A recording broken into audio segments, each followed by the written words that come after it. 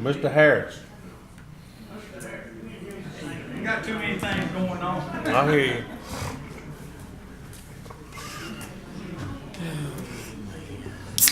I'm looking at a bunch of words.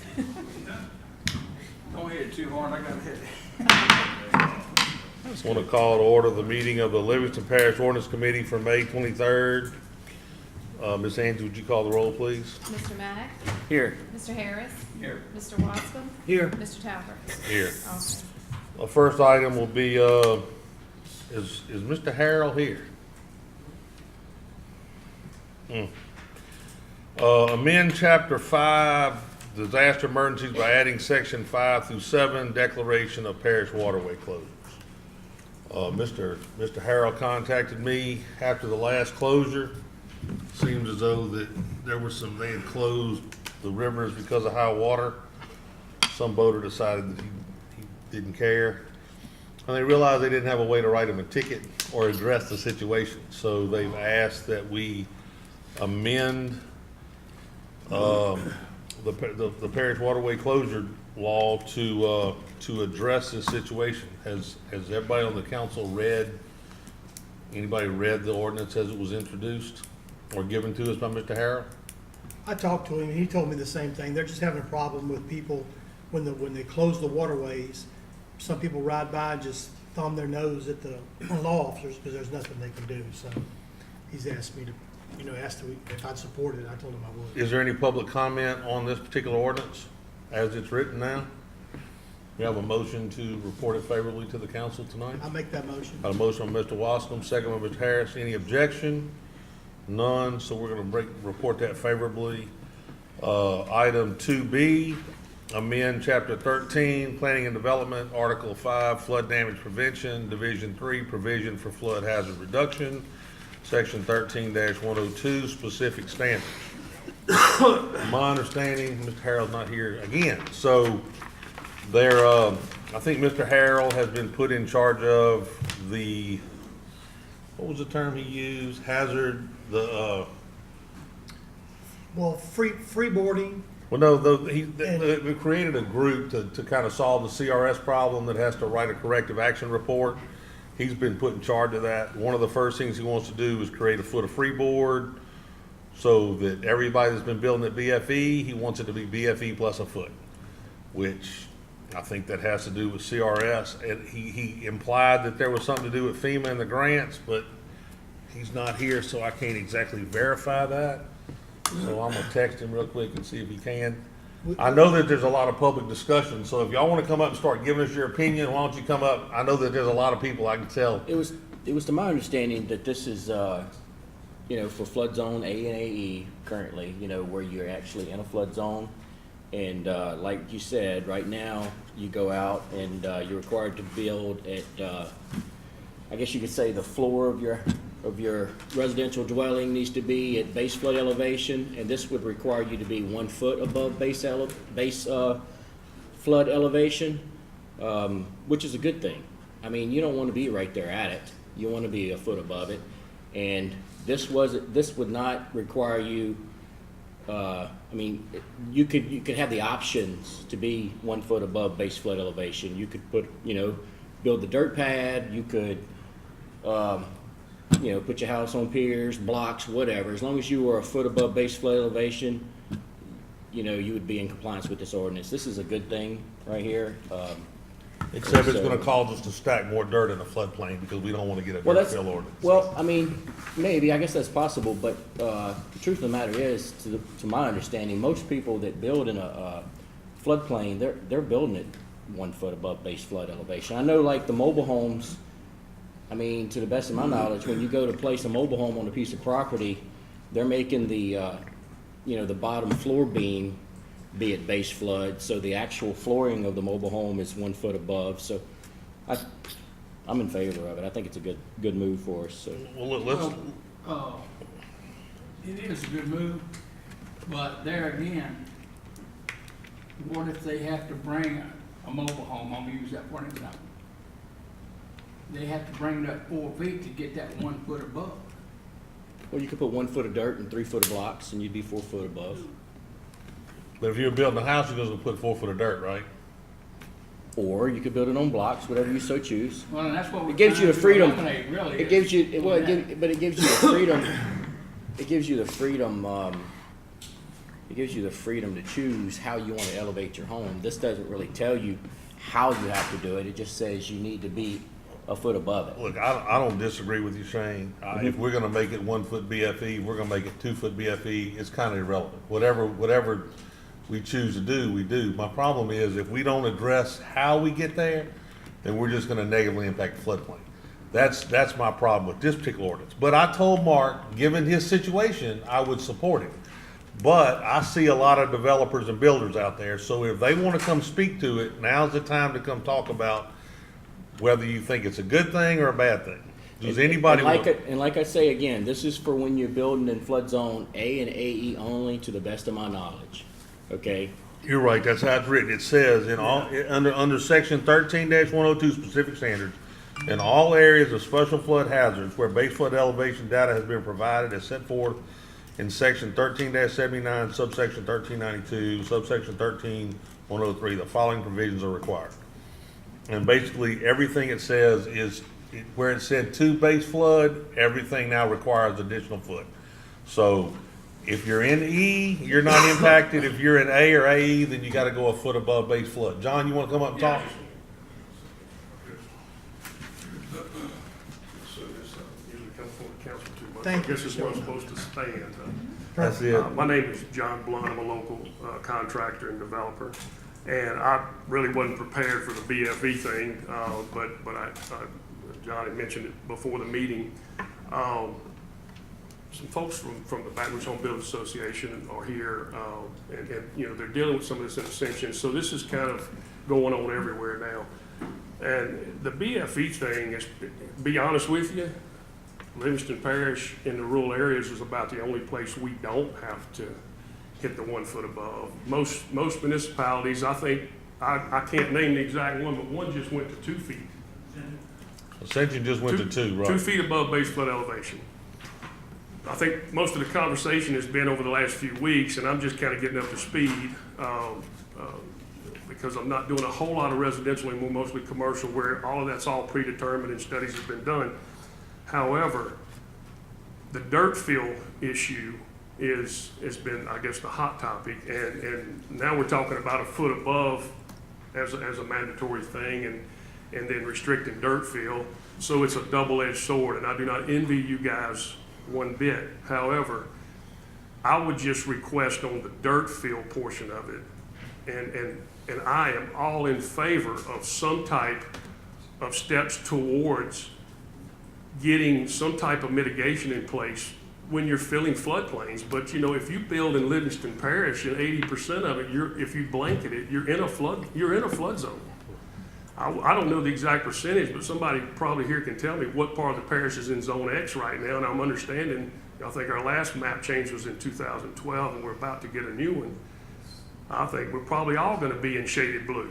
And so as we move forward with some of these regulations, most of the other areas, I know Ascension got it through in 6 or 8 months. I think they started looking at this months ago, but I think smarter people than developers and no offense to you guys, but engineers and some type of study needs to be done, because one size really don't fit all in this parish, because you know 60 or 70% of the parish is still very rural, and so I think you're on a good track. I think things are going in the right direction, but I think that and I understand it got sent back from the council to you guys to look at again, I think for the second or third time. So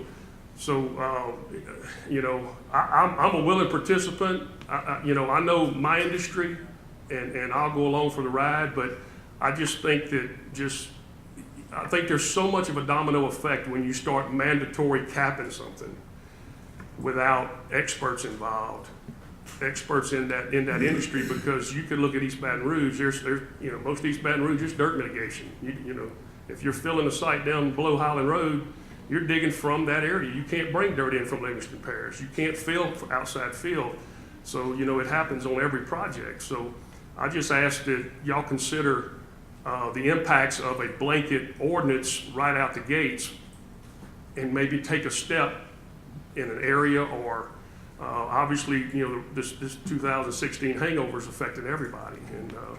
And I heard a lady, Miss O'Neill, the other night, and I know her very well, made the comment that one shovel of dirt makes a difference. But, we could regulate anything. I was telling the young lady, we could regulate how many cars are on the road because the roads are bad. I mean, there's so many things we can do, but we've got to do it in an orderly fashion. So, but I am not opposed to, as a developer, and this is me personally, to any type of working towards some kind of field guidelines, because I agree, we can't keep filling our floodplains just with no regulation at all. But we've got to do it in a smart manner where we don't affect a guy out north of Albany who's in a 25-acre field and he's got to spend $5,000 for an engineer to tell him that he's not affecting anybody. So that's what I'm talking about. They're digging sand and gravel all along this river and piling the mountains of it. Well, you say they're digging holes, but those holes are full of water. So are we going to regulate? There's so much of a domino effect on this thing. So I just ask to be, you all smart guys. So just be conscious of, the industry you're affected, and that we'll sit in meetings and give our input on anything we can. So Thank you so much. Thank John, you. I'd Thank you, like to Mr. say John. this, Yes. I think it's the feelings of all the board here. What we're really trying to accomplish right now is to help stop our people that's been here forever Absolutely. from flooding. And I'm one of them. Well, I am too. Yeah. One of them. I am too. Yeah. But the more dirt Yes, that sir. you put out, the more you're gonna be flooding someone down the stream. I do not disagree, and me as a developer, I've developed 200 or 300 lot subdivisions, and I can go hire an engineering firm to tell me how to not increase the CFS going off the site by digging a pond, and you use a static water level, and I understand all that engineering. But when you fill 50 acres with 4 foot of dirt, and you get the calculations to work, you're displacing water. You are. But I already have to do that, and I already have to spend thousands and thousands of dollars for someone to tell me how to do it correctly. I'm worried about the individual out there who's trying to get his house built on an acre, and he might need to put 2 foot of fill in an area, and you capping him at that, he might need to go to 3. Well, first of all, the first 2 feet, the damage is done anyway. If you're saying that it affects the floodplain, so you're going to require, I think some of the comments were requiring to build on piers, and you eliminate the loam process if you build on piers. If you build on piers and you close it down to your beam, to your grade beam, you're eliminating the impact of you're creating the same impact as dirt fields. So there's so many different complicated matters that go along with this that create. And look, these hazard mitigation plans are. Have you ever read the Baton Rouge one? I think it's 140 pages. I mean, it's incredible. But it's just. I'd say if we can pump the brakes, let's head in that direction, but let's do it cautiously. Well, So- John, we specifically are not gonna put it back, there's other things that have kind of taken a back seat while we've been discussing dirt. So, dirt fields, I mean, when it got zipped back to ordinance, it was the intention I didn't from the know. chairman I not to put it on. And Mark's the one that had us bring this up, because there's some things that we need to address that Well, the that have kind freeboard of left. thing, Gary, has been going on in other areas for so long. I mean, like I said, they're now, since it's 2008, they're going to 2 feet, which is, creating a monster for some people. But a lot of times it's center line of street, lowest manhole, or a foot above. Flood insurance, you start getting breaks at a foot above, 18 inches, 2 feet up to 4 feet. You can't get along with your own peers. We know about all that stuff, but some of the effects that it might have that we don't know is the stuff we need to get to. Well, see, we can talk about essentials ordinance. I mean, they've got no net fill, and then they still came up with a 36-inch fill limit. Well, if you've got no net fill, you really don't need a fill limit, because theoretically you've offset that dirt already. right. You know what I'm saying? But you offset it from on site, right? Yeah, I mean, From yeah, the but site. I think initially though, I think that ordinance has more to do with slowing development down in that parish than it has to do with, protecting the floodplain, because You know, in essence, they had already done most of the protection already. You know, they went to the 2 foot of freeboard, which helped with their flood insurance and their CRS rating. Well, the CRS rating is a big deal. I understand we had an ugly article in the paper about Livingston Parish, and that's always a negative when you get a negative, you know, like somebody, you know, not keeping up with the right records or something. But that's a challenging program. You know, I'm doing some stuff in Zachary. Let me tell you something. When you go in there to get a permit, you got a stack of paper this high, and they don't want it electronically. They want it in paper. So that's the other extreme, and we certainly don't want to go there. But at the same time, it's all about that community rating system, and that's you know, it's a 5 or 10% discount on flood policy is a big deal to people, and Yeah. so every aspect of this matters. So and y'all are challenged with having to govern it, and again, I don't envy your position, but at the same time, just be cautious. 2 of the fastest growing parishes in the state, and you know, one of the hottest industries in those parishes is, you know, the people moving into the area, and smart growth is always good. So however we get there the best way, I think that's what the direction, you know, for me personally, that's where we need to go. So, Thank you, John. Thank Well you. said, Mr. John. Anybody else want to talk Appreciate about, you. anybody else want to speak on the 1 foot freeboard or 1 foot above BFE, the ordinance that's on hand now? You can come on now, that's fine. Mark can close this out. This is Mark Burgess, gonna say some stuff I'm gonna say. I got you. Good evening, my name is Ralph Burgess. I'm also a licensed surveyor inside of the parish. Been here all my life, just like most of y'all have also. We're the ones who usually catch the heat from the developers and the property owners about the base flood elevation and everything is issued. The 1 foot freeboard and I would say this, I would stand behind that 100%. I've worked with FEMA, I've worked with different parishes and stuff. It helps bring their ratings down. I understand there's the fill issue is gonna come up later, and I'm kind of with John on that. There's ways to attack it. A mitigation is part of it. Mitigation type banking issue is one way to do it. There's several different other things. But bringing the finished floors up to 1 foot, having it documented, and John, I think you remember, Dillon Springs has one that they do their own pre-certificate, which is 1 foot above BFE, 1 foot centerline roads, like John That is saying. correct. And it's a tighter restriction, which if you have a tighter restriction, the FEMA tends to give you a better rating for those tighter restrictions. One of the things I would suggest doing is, as far as the base flood elevation, but tying into the base flood elevation, if you have time, each of y'all look up no adverse impact ordinances from FEMA. They have stuff set in place already for no impact for fill and stuff like that. Some of it has to do with improving the ditching in the area, the canals in the area, laying back toes, opening the toes up, laying back sides, which takes some of that dirt that you can take out of that and use that. So that would help on that also. But as far as the BFE concerned, yes, 1 foot above, I would definitely do that. I personally have 40 acres myself out between Dillon Springs and Walker. You know, if I ever do anything on that, I'm gonna have to look at fill in some areas and offset and all that. To this person out in Albany and stuff like that, rural area, yeah, you can look at it. And there's certain circumstances you can look at to provide that waiver too. If he's on 25 acres, he's building in front, you can provide a thing that says if you're on flood zone A or A, you know, you gotta be minimum 6 inches above being issued acreage is above such and such acreage. You can look at that, but where you really need to make sure that BFE is above is when you start looking at densification of the houses in the area. We have these resubs that we have 8 foot, you know, 4 or 5 lots are 8 foot wide. You need to make sure we're looking at making sure all these houses are built equally and above. So there is a flooding issue that they have that 1 foot freeboard also.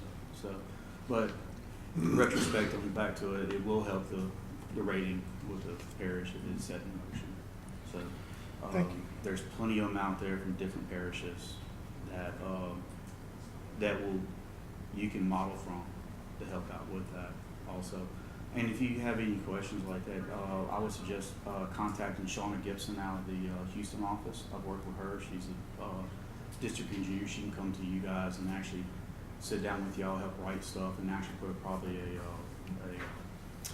presentation on the benefits and no benefits from their perspective, because you may want to get FEMA's perspective on it also. What was her name again? Shauna Gibson.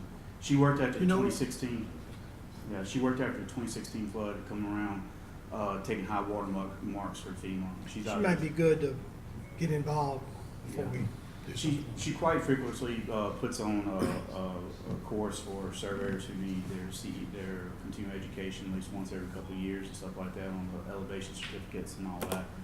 And I've worked on several lomas, F-lomas and different things like that. So she's very knowledgeable and she's always open for a phone call or email. So I can share that and give it to Mark, her contact information also. Thank you, appreciate it. Thank you. Mark, you want to come close this out for us real quick? Why the need for this all of a sudden? Good evening. Hey, Mr. Mark. There's quite a few reasons I'm asking you to pass the 1 foot freeboard. Let's start off with our hazard mitigation program when we're doing elevations, and we're about to do, I think it's 200 something, maybe 300 something homes this year. And if you want to elevate your home with our ordinance that we have now, BFE, that's as far as we can go with the federal funding. So if you want to go a foot above, 2 foot above, 3 foot above, whatever you want to do, you're going to pay for it. So every foot you get above BFE will eventually help you with your flood insurance. It will eventually help everyone because you're lowering the risk parish-wide. So that's just one thing, but we need to start getting into what everyone else is doing and what FEMA is hoping we'll move towards. I'm asking for the 1 foot freeboard, but I'm not going to stand here tonight and tell you that that's where you need to go in the end. HUD requires 2 foot. And I'm telling you, I'm reading between the lines, and I think in years to come, don't know how many, even the federal funding that we use as far as Homeland Security, that's asking for 1 foot now, will go to 2 foot. They're going to start adopting the HUD funding because it lowers the risk, and they're tired of paying out so much money every time there's a flood. So, again, I'm asking the committee to accept the position that I'm taking and vote on it and move it on to the full council if you would, and let's move this forward. So Mark, this part of the corrective action report that you're dealing with CRS? It goes further than that, Mr. Talbot. It's, I can't tell you everything that's going to be in a letter that we're going to be getting very soon, but we're going to be receiving a letter in the next week, 2 weeks max, but probably next week. It's not going to be a good letter for the parish. Let's just go ahead and admit that we have some deficiencies, quite a few deficiencies after the flood. We're going to have to start taking corrective action. We can take corrective action. I've been in contact with friends in Denton, Texas that's going to be sending this down. They're willing to help us do this. It's going to be something that you're going to back up later and say, why are we doing all this? But I'm telling you now, if we don't start moving forward, if the parish council does not help move this forward and expedite it, we're going to lose federal funding. You can't afford to lose federal funding. I'll have to lay my whole office off if we lose that federal funding. It's a bad situation, but we can fix it. That's the good thing. We're not going to have to go back and take corrective action on what happened after the flood, but we've got to put a plan together and how it's going to move forward. And it had been sent to my office to take that corrective action. And then in the future, on any disaster, all of the inspections, all the substantial damage, everything that happens during a disaster will be upstairs in my office, not in permitting. They'll just continue to do what they do on a day-to-day basis. So this corrective action thing that we're gonna have to address, are we gonna address, is it gonna address field mitigation and field within the floodplain, or is it just? No, sir. In the corrective action, it's going to be our plan of attack when we get a flood or a disaster.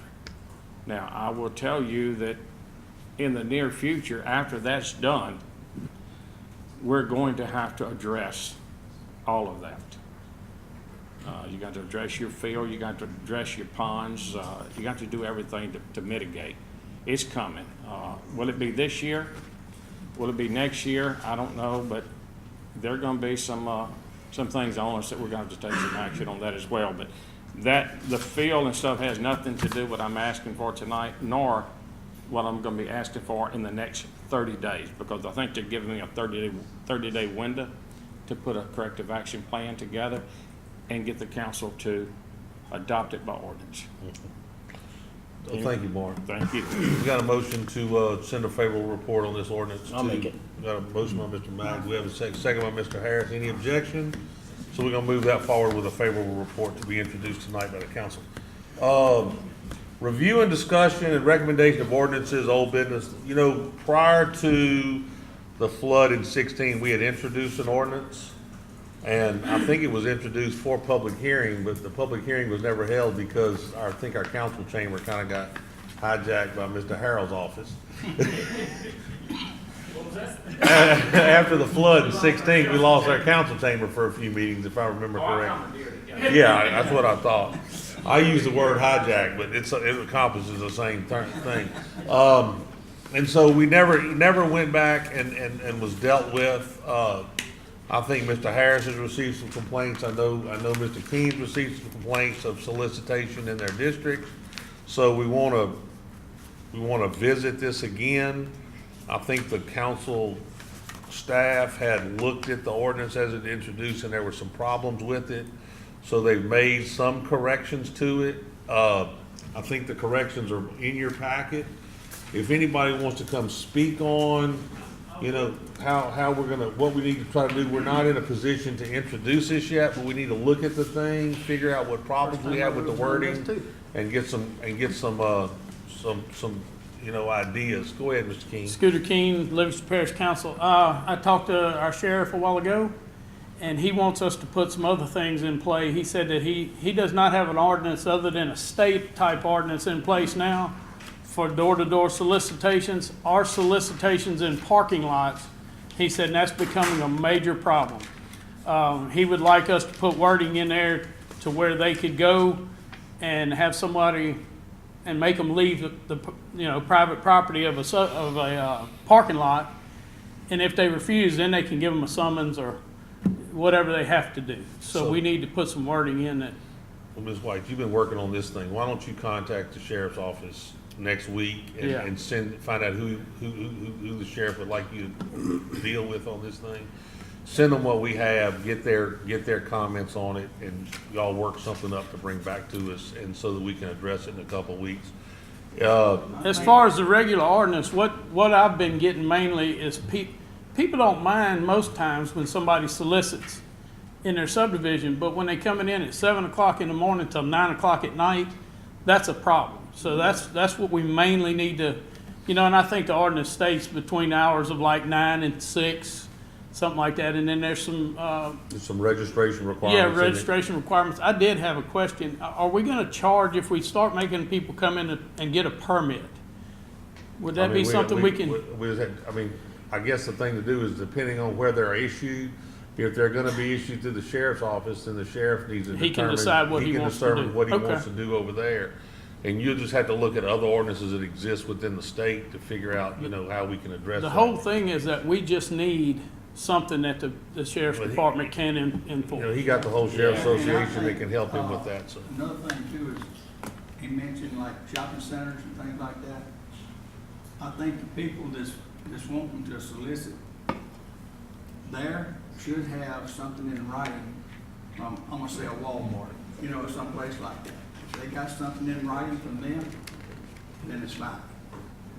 But So you're gonna liaison with the sheriff's office and see if you can figure out what issues they wanna address, and y'all gonna work on trying to get it incorporated? Yeah, he said all of his deputies would be more than happy to help you, because he said they're getting constant calls now, and they don't have anything that they can do anybody.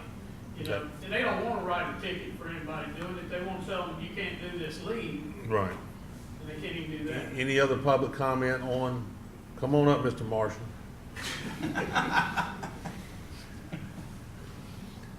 Gaden Smith, 9295 North Street. How will this affect nonprofit organizations that are selling jambalaya and that stuff in the parking lots for raising for somebody who's got cancer, or Girl Scouts or ball teams, or? That's what I say, and if they go in and talk to the managers of the Walmarts or whatever, chances are they won't be turned down.